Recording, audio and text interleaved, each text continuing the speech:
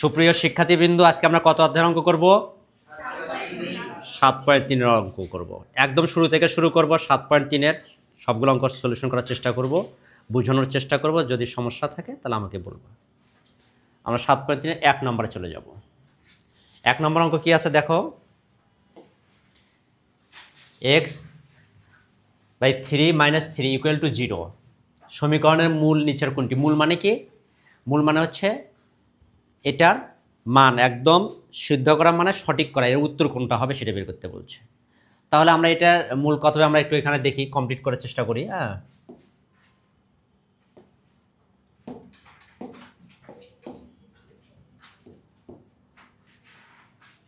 তাহলে 1 নম্বর সমাধান করব। x/3 - 3 = কত ছিল? 0। তাহলে বা দিব x/3 - 3 পার করলে কি হবে বলো তো? 0-র সাথে +3 যোগ করলে তো 3 হবে নাকি, না অন্য কিছু হবে? তাহলে বা x/3 = কত? 3।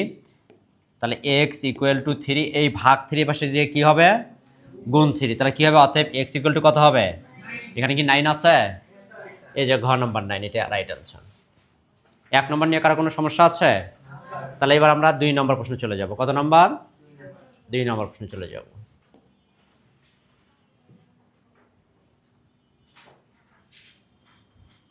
দুই নম্বর কোশ্চেনে কি বলা হচ্ছে দেখো তো, খুবই মনোযোগ দিয়ে শুনবা।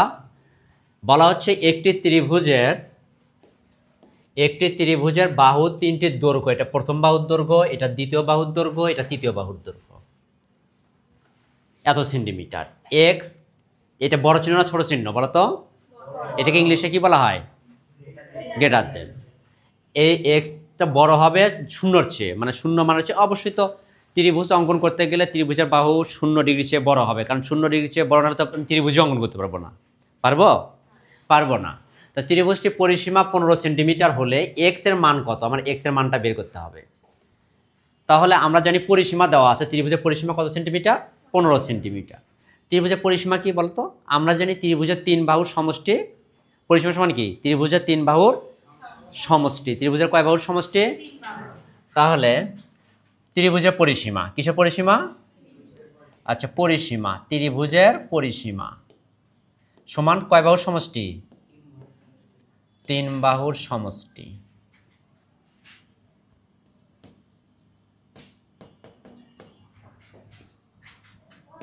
ত্রিভুজের পরিসীমা সমান হচ্ছে 3 বাহুর সমষ্টি। তাহলে আমরা বাদ দিব ত্রিভুজের 3 বাহুর সমষ্টি পরিসীমা কত দেওয়া আছে? 15 সমান 3 বাহুর সমষ্টি। 3 বাহু কি কি আছে বলো তো? প্রথম বাহু কি আছে? x+1, এটা হচ্ছে প্রথম বাহু, সমষ্টি মানে যোগ। দ্বিতীয় বাহু কি দেওয়া আছে? x+2। তৃতীয় বাহু কি দেওয়া আছে? x+3। এই 3টা বাহু দেওয়া আছে।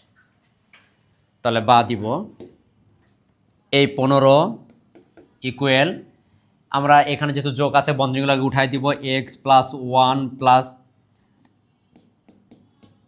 x+2 x+3, আবার বা দিব 15 দিব। 1টা 2টা 3টা এক্স, কটা এক্স আছে? তাহলে 1 আর 2 এর 3 আর 3 কত হবে? 6 হবে। এখন প্রতিসম বিধি যেটাকে বলা হয়, আমরা এইটাকে পুরোটাকে কোনো চিহ্ন পরিবর্তন না করে সব কটা পথ এই পাশে নিয়ে আসবো আর এই পাশে পথটা ওই পাশে পার করে দিব, মানে পরিবর্তন করে দিব। তাহলে বা দিব 3x + 6 = কত হবে? 15। তাহলে বা দিব 3x = 15, এই যোগ 6 যায় কি হবে? -6 হয়ে যাবে। তাহলে বা দিব 3x = কত হবে? 9 হবে। তাহলে বা দিব x = কি হবে? 9 এর নিচে কাটলে কত হয়? তাহলে x এর মান কত আসছে? তাহলে 3। তাহলে 1 সেন্টিমিটার, 2 সেন্টিমিটার, 3 সেন্টিমিটার, এগুলো ইংলিশে ছিল মনে হয়, তাই না? না বাংলায় আছে? ইংলিশে আছে। তাহলে 3 সেন্টিমিটার, গ নাম্বার, এটা রাইট আনসার। আচ্ছা, x এর মান কত হলো? 3 সেন্টিমিটার। এই 3টা দেখো শূন্যর চেয়ে বড় না ছোট? তাহলে অবশ্যই 3 তো বড়ই হবে। এখানে তো সবগুলো মানই তো শূন্যর চেয়ে বড় দেওয়া আছে। 1ও শূন্যর চেয়ে বড়, 2ও শূন্যর চেয়ে বড়, 3ও শূন্যর চেয়ে বড়, 4, 6ও শূন্যর চেয়ে বড়। তাহলে এখানে ত্রিভুজের এই x এর মান কত? x এর মান কত? 3। তাহলে আমার এই প্রশ্নে কারো সমস্যা আছে? এবার আমরা চলে যাব পরবর্তী প্রশ্নে, 3 নম্বরে চলে যাব। 3 নম্বর কি বলছে বলো তো? কোন সংখ্যার 1/4 4 এর সমান। কোন সংখ্যার কোন সংখ্যার 1/4, 1/4 মানে কি 4 ভাগের 1 ভাগ। কোন সংখ্যার সাথে আমরা 4 ভাগের 1 ভাগ দিয়ে হিসাব করলে তার সমান হবে 4 হবে। তাহলে 1/4 মানে কি বলতো? 1/4, 1/4 সমান 1, নিচে হচ্ছে 4, এটাই তো। তাহলে কোন সংখ্যা, সেই সংখ্যাটি কি আমরা জানি? ধরি সংখ্যাটি কি? ধরি সংখ্যাটি সমান হচ্ছে x। তাহলে আর প্রশ্ন মতে x এর মানে কি 1/4 ইকুয়াল টু কত? 4, বা x যখন গুণ করলে কি হবে? নিচে কত সমান কত? বা x থাকবে এই 4 এই পাশে পার হলে কি হবে? গুণ 4, অতএব x এর মান কত? তাহলে সংখ্যাটি কত? 16 আছে এখানে, এই যে সংখ্যাটি 16। এখন আমি যে প্রমাণ করতে যাই, এই যে 16 এর 1/4 মানে 1 এর নিচে 4 কাটলে কি হবে? কার সমান হবে? 4 4 16, 4 1 4, এর ফলাফল 4 এসছে, 4 এর সমান। কার সমস্যা আছে? এটা আমি চেঞ্জ করতে পারি। তাহলে এরপরে কোনটা আসবে? এরপরে আসবে হচ্ছে 4 নম্বর। 4 নম্বর কি আছে? বলা হচ্ছে 2 - 2 বিন্দুটি কোন চতুর্ভাগে অবস্থিত? এটা খুব ইম্পর্টেন্ট, কারণ এটা যদি তোমরা বুঝতে পারো তাহলে তোমাদের গ্রাফটার জন্য সুবিধা হবে। এই গ্রাফ আমরা যেটা নির্ণয় করে থাকি, এরকম করে সাধারণত গ্রাফ নির্ণয় করা হয়। এটাকে বলে x প্রাইম, y প্রাইম। এখানে আমরা 0 বা 0 বা ও বিন্দু ধরে নিতে পারি, এটাকে বলে মূল বিন্দু। অ্যান্টিক্লক, ঘড়ির কোন দিক থেকে কোন দিকে ঘোরে? বাম থেকে ডানে না ডান থেকে বামে? ঘড়ি যে দিকে ঘোরে আমাদের এই বিন্দু যেটা আমরা গ্রাফ করবো তার উল্টোটা হবে। ঘড়ি যদি এদিকে ঘোরে তাহলে আমার এটা হবে প্রথম, এটা হবে দ্বিতীয়, এটা হবে তৃতীয়, আর এটা হবে চতুর্থ। ক্লিয়ার বুঝতে পারছি? ঘড়িতে এদিকে ঘুরবে, কিন্তু আমাদের গ্রাফের এখানে নিয়ম হচ্ছে কি অ্যান্টিক্লক, মানে অপোজিট দিক থেকে ঘুরতে হবে। প্রথম, দ্বিতীয়, তৃতীয়, চতুর্থ। এটা হচ্ছে প্রথম 4 ভাগের 1 ভাগ, এটা 4 ভাগের 2 ভাগ, এটা 4 ভাগের 3 ভাগ, এটা চতুর্থতম ভাগ। এটাকে আমরা 4টা ভাগ করেছি। কটা ভাগ করেছি? এখন এখানে বলা আছে প্লাস, এখানে 2 আছে, -2 আছে। এখন এখানে মনোযোগ দিয়ে দেখবা, এইটাকে বলা হয় ভুজ, আর এটাকে বলা হয় কোটি, এ রেখা। ভুজকে এখান থেকে যখন আমি এদিকে যাব, কোন দিকে যাব? তখন এদিকে যখন আমাদের প্লাস, কি হবে? প্লাস। উপর দিকে যখন উঠব, এইদিকে যখন যাব তখন কি হবে? মাইনাস। কি হবে? এদিকে গেলে কি হবে? এক্স এর মান, ওয়াই এর মান যখন উপর দিকে যাবো তখন প্লাস, নিচ দিকে যখন যাব, তাহলে আমি এদিকে গেলাম, এটা প্লাস হলো, আবার উপর দিকে উঠলাম, এটাও কি হলো? প্লাস হলো। তাহলে এখানে দূরে তো প্লাস নাকি? আমি এদিকে গেলাম, এটা কি হলো? মাইনাস। কি হলো? আর যখন উপর দিকে উঠবো তখন প্লাস হবে। আমি আবার এই চতুর্ভাগে আসি, আমি যখন এই দিকে যাবো তখন কি হবে? মাইনাস। কি হবে? আবার নিচ দিকে যখন নামবো তখন কি হবে? মাইনাস হবে। 1 নম্বর কথায় এই দিকে যদি যাই আমি এক্স এর এই অক্ষে যাই তাহলে প্লাস, আবার ওয়াই এর যদি উপর দিকে উঠি তাও কি হবে? প্লাস। আবার এক্স এর এদিকে গেলে কি হবে? মাইনাস। ওয়াই এর এদিকে গেলে কি হবে? প্লাস। আবার ওয়াই এর উপর দিকে গেলে প্লাস, নিচ দিকে গেলে কি হবে? মাইনাস। তার মানে আমরা এটাকে মূল বিন্দু ধরলে যদি এক্স, আমরা এই শূন্য বিন্দু থেকে যদি এক্স এর যদি বাম ডান দিকে যাই তাহলে কি হবে? প্লাস। আর বাম দিকে গেলে মাইনাস। ওয়াই এর উপর দিকে গেলে, নিচ দিকে গেলে মাইনাস। এখন আমরা এই চতুর্থ ভাগে চলে আসলাম। আমি যখন এক্স এর এদিকে যাবো কি হবে? প্লাস। তারপরে যখন আমি ওয়াই এর নিচ দিকে আসবো তখন কি হবে? মাইনাস হবে। কিন্তু এখানে দেখো তো প্রথমে কি প্লাসের মান দেওয়া আছে, এখানে প্লাস দিলাম। এখানে সংখ্যা দুটো তুমি কল্পনা করো না, আছে কি প্লাস কমা মাইনাস, এখানে কি আছে? প্লাস কমা। তো এটা কোন চতুর্ভাগের মধ্যে পড়তেছে? চতুর্থটার মধ্যে পড়ছে। ক্লিয়ার বুঝতে পারছো? নাহলে আমি আবার বুঝিয়ে দেই, একটু খেয়াল করো। সব সময় আমরা যখন এই গ্রাফটাকে নির্ণয় করব তখন এটা কি হবে? ঘড়ির অপোজিট দিকে আমরা ঘুরবো। কোন দিকে ঘুরবো? ঘড়ির কাঁটা উল্টো দিকে। এটা প্রথম, এটা দ্বিতীয়, এটা তৃতীয়, এটা চতুর্থ। এই কথাটা মনে রাখবা। এটা হচ্ছে এক্স অক্ষ ভুজ, আর এটা কোটি। এখন এটা x prime, y y prime. এই মূলবিন্দুর নাম কি? 0 বা 0 বা যাই যেটাই ধরে না কেন ও ধরে নাও। এখন এই মূলবিন্দু থেকে যখন আমি ডান দিকে যাব তখন আমার এক্স এর মান বাড়বে, প্লাস হবে। বাম দিকে গেলে কি হবে? মাইনাস হবে। ওয়াই এর মান উপর দিকে গেলে কি হবে? নিচ দিকে আসলে মাইনাস হবে। এটা মাথায় রাখলেই পূরণ করা সম্ভব। তাহলে যখন এক্স এর মান ধরছি, যখন আমি ডান দিকে যাবো তখন প্লাস, যখন উপর দিকে উঠবো আবার প্লাস। তার মানে এক্স এর মানও প্লাস, এটা এক্স এর মান, এটা ওয়াই এর মান। এক্স এর মানও প্লাস, ওয়াই এর মানও। এক্স এর মান এদিকে গেলে কি হয়? মাইনাস। কি হয়? আর উপর দিকে উঠলে ওয়াই এর মান কি হবে? প্লাস। এখন এখানে চলে আসো নিচ দিকে। এক্স এর মান এদিকে গেলে কি হবে? নিচ দিকে নামলে ওয়াই এর মান মাইনাস। এক্স এর মান এদিকে গেলে কি হবে? প্লাস। নিচ দিকে নামলে মাইনাস। তার মানে এটা দিয়ে মিলছে না আমার। এটা কি ভাগ? চতুর্থ ভাগ। কোন ভাগ? ক্লিয়ার? এর পরবর্তীটাতে চলে যাই আমরা। 5 নম্বর বলছে ওয়াই অক্ষ বরাবর কোন বিন্দুর ভুজ কত? কোন বিন্দুর ভুজ কত? দেখো, এটা তো আমার একটা রেখা গ্রাফের। এটা x, x prime, y, y prime, তাই না? এটা 0 বিন্দু। মনোযোগ দিয়ে দেখবা খুব ভালো করে। ওয়াই অক্ষ বরাবর কোনো বিন্দুর ভুজ কত? ভুজ হচ্ছে এটা। এটা কি? এই রেখার নাম কি? ভুজ। আর এই খাড়া রেখাটার নাম কি? কোটি। কি নাম? কোটি। ভুজ তো লেখাই আছে এখানে। হ্যাঁ, ভুজ একটা নাম কি? কোটি। এখন বলছে ওয়াই অক্ষ বরাবর কোনো বিন্দুর, এই যে ওয়াই অক্ষ, এই অক্ষ বরাবর এর ভুজ কত? ভুজ মানে কি? এটা এই রেখায় সরাসরি। হ্যাঁ, এই যেটা ওয়াই অক্ষ বরাবর, এর অক্ষ বরাবর এই শূন্য বিন্দু কি? 0 0 0 0। এখানে যেখানে তুমি যাও এক্স এর মান 0। তোমার এরকম করে যখন বক্স আঁকানো থাকবে, এরকম করে বক্স আঁকানো থাকবে, তখন তুমি এখান থেকে 1 পাওয়া যাওয়ার পর যদি ওয়াইয়ের দিকে ওঠো তাহলে এখানে কী হবে? তোমার মান আসবে। কিন্তু তুমি এই ওয়াই অক্ষর যেখানেই যাও না কেন, এইখান থেকে ধরে সোজা করে তোমার 0, এখান থেকে গেলেও 0। আবার এই এক্স অক্ষর যেখানে যাও না কেন 0, এদিকে গেলেও কী হবে? 0ই থাকবে এক্সের মান। এই রেখায় তুমি ওয়াইয়ের মান যদি দিয়ে থাকো তাহলে কী হবে? 0। আবার এক্সের মান যদি এই রেখায় থাকো তাও কী হবে? 0। তাহলে ভুজ বলতে কি? এখান থেকে বুঝাচ্ছে, 0 থেকে বুঝাচ্ছে। তাহলে ওয়াই অক্ষরে তুমি যেখানে যাও সেখানে তার মান কী হবে? 0 হবে। কি হবে? 0। পরবর্তীটাতে যাই আমরা। 6 নম্বর।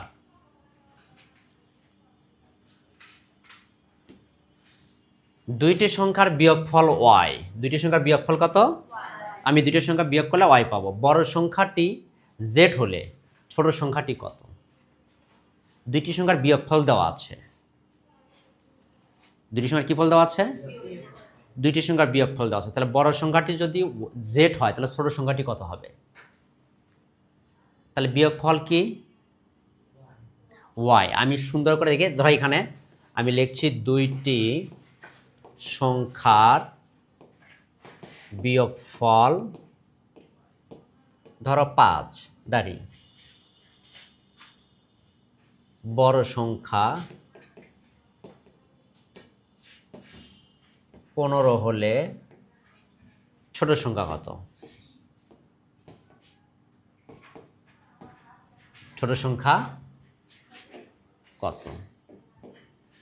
তাহলে দুইটার সংখ্যা বিয়োগ করে আমি কত পাবো? 5 পাবো। তার মধ্যে বড় একটা সংখ্যা দেওয়া আছে। কত দেওয়া আছে? তাহলে অপর সংখ্যাটি কত হবে? তাহলে আমি 15 থেকে 10 বিয়োগ করলে আমার বিয়োগফল হবে 5। এই তো নাকি? নাকি হবে না? তাহলে বড় সংখ্যা কত? বড় সংখ্যা হচ্ছে 15। তাহলে এখানে বড় সংখ্যা কি আছে? এখানে বড় সংখ্যা আমি আগে দিয়েছি না পরে দিয়েছি? তাহলে এখানে আমি জেডটা আগে দিব। এখানে তারপরে কি বলছে? ছোট সংখ্যা কত? ছোট সংখ্যা কত? তাহলে বড় সংখ্যার থেকে যদি আমি 5 বাদ দিই তাহলে ছোট সংখ্যা বাড়াবে না? কত বাড়াবে? 10। তাহলে আমি কি করলাম? এই যে বিয়োগফল, তাহলে বড় সংখ্যা থেকে বিয়োগফলটা কি করেছি? বাদ দিয়েছি না? তাহলে এখানেও বড় সংখ্যা জেড থেকে বিয়োগফল ওয়াই বাদ দাও, তাহলে আমার ছোট সংখ্যা বের হবে।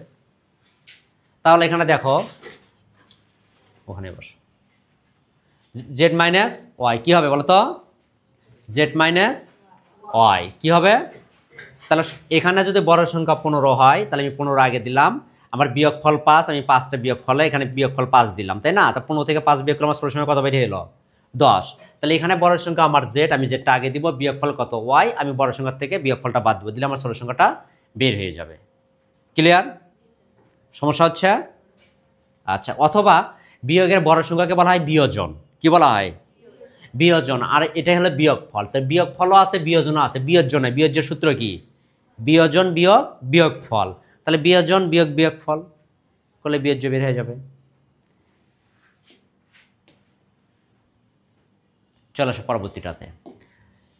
এ বি বাই কত আছে? এক্স হয়। এর সমতুল ভগ্নাংশ নিচের কোনটি? এর সমতুল ভগ্নাংশ নিচের কোনটি? সমতুল ভগ্নাংশের সূত্র আমাকে জানতে হবে, যেগুলো আমরা পড়ে আসছি সমতুল ভগ্নাংশ সম্পর্কে।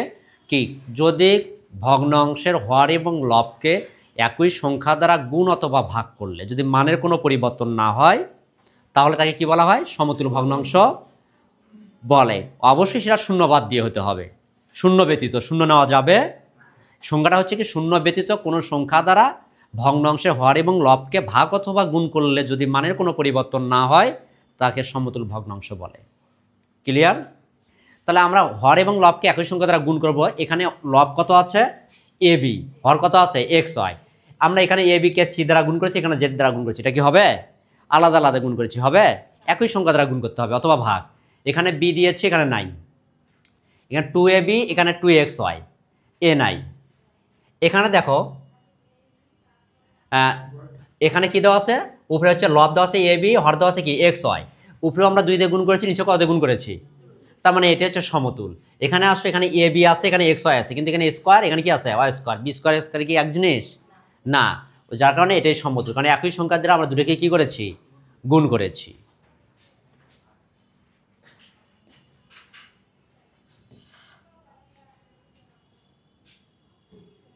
এবার চলে আসো এখানে 3x + 1 = 0। সমীকরণের ঘাত কত?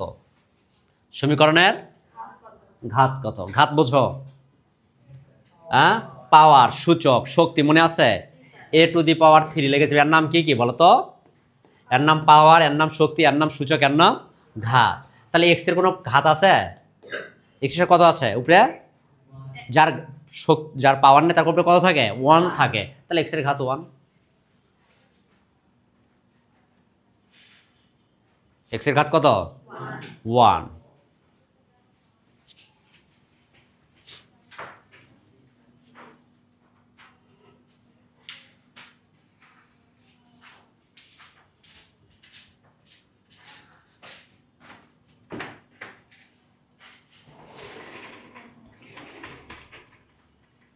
কমপ্লিট হয়েছে এটা?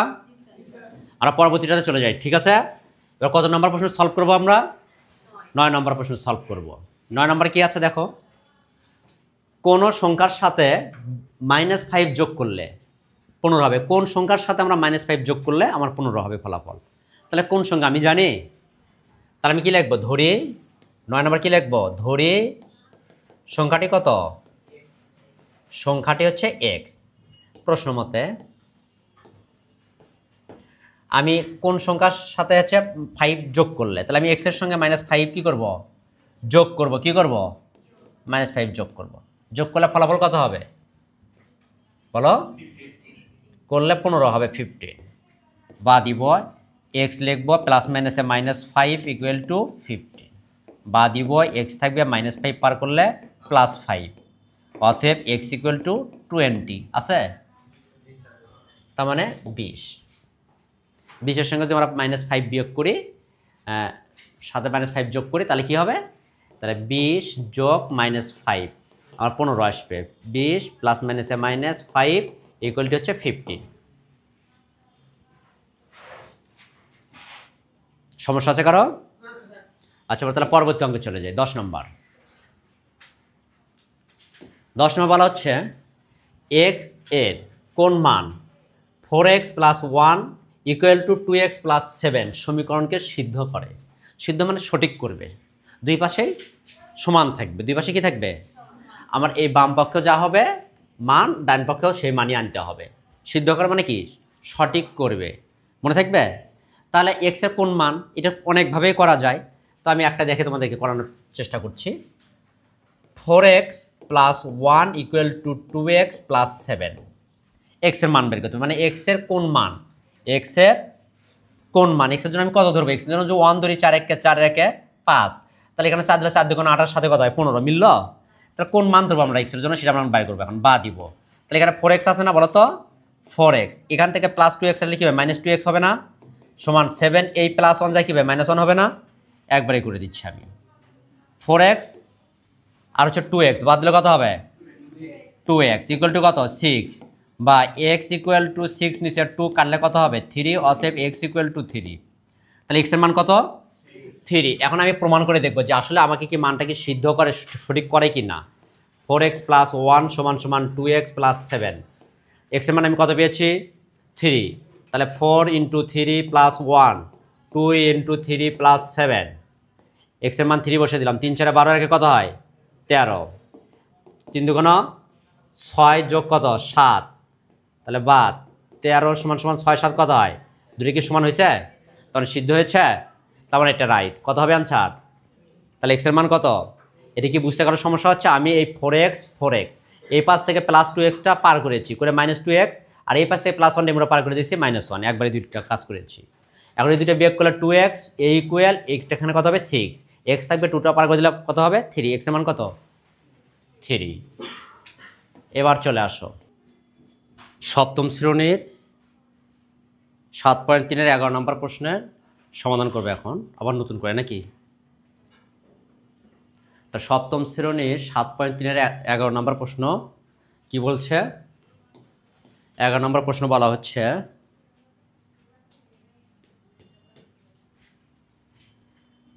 নিচের থেকে মানে চিত্র থেকে নিচের ছকটা কি করতে হবে, পূরণ করতে হবে। এই ছকটা, এই চিত্রটা দেখে আমার এই ছকটা কমপ্লিট করতে হবে, সলভ করতে হবে। তাহলে উভয় অক্ষের ক্ষুদ্রতম বর্গের ক্ষেত্রের বাহুর দৈর্ঘ্যকে একক ধরে করতে হবে। তো এটা হচ্ছে আমার একটা গ্রাফ, আমি এই গ্রাফটার উপর ভিত্তি করে আমি এই ছকগুলো পূরণ করব।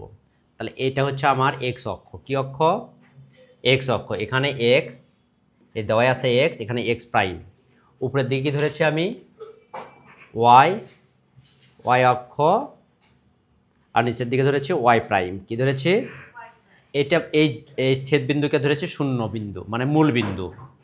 তাহলে আমার এখানে কাজ হচ্ছে কি, প্রথমে এর মান দেওয়া আছে +4, যেহেতু চিহ্ন নাই তার মানে সামনে প্লাস চিহ্ন থেকে +4। তোমরা সবসময় খেয়াল রাখবা প্রথমটা হচ্ছে এক্স এর মান এক্স অক্ষ, পরটা হচ্ছে ওয়াই অক্ষের মান।